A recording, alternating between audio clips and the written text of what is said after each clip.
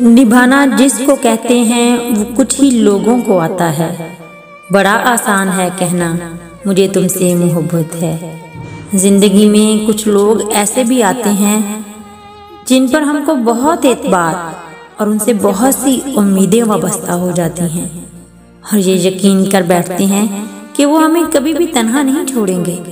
आहिस्ता आहिस्ता दिल की हर बात उनसे शेयर करते हैं। अपनी छोटी छोटी खुशियाँ, अपने छोटे छोटे गम सिर्फ उन्हीं को बताना चाहते हैं, मगर न जाने क्यों वही लोग अक्सर हमें मुंह के बल गिराकर छोड़ जाते हैं। दुनिया में बहुत कम लोग ऐसे होते हैं जिन्हें मान रखना आता है।